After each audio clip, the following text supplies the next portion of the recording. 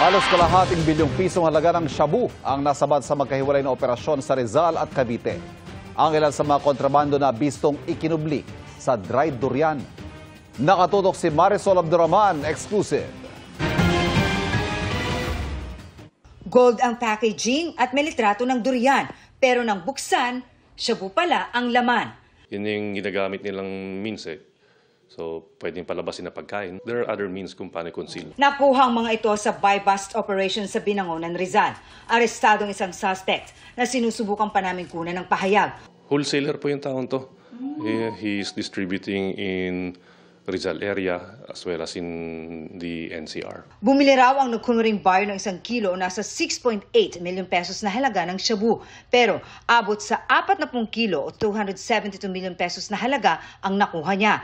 Ayon sa PDEA, galing sa Myanmar ang mga ito. Yan po yung ginagawa natin backtracking ngayon kung paano nailusot sa atin. No? Okay. So most likely, one of the possibilities could be through our seaports. Sa isa pang buy-bust operation sa Cavite, sa mga transparent na plastic naman nakalagay ang mga nakuhang shabu.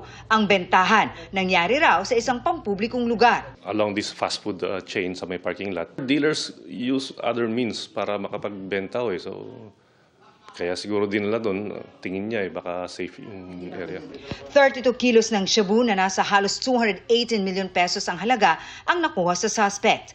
Na ayon sa PDEA, may warrant of arrest para sa kasong reckless imprudence resulting in damage to property. Are you Chinese? Yes. Okay. Is it true that you're selling drugs? No. So where did the 32 kilos shabu come? Ma, you can check all my bank account. Bagamat magkaiba ng packaging, patuloy ang isinasagawang profiling ng PDEA para matukoy kung iisa lang ang source ng mga shabu na nakuha sa magkahiwalay na operasyon sa Rizal at Cavite. Para sa GMA Integrated News, Marisol Abduraman, nakatutok 24 oras.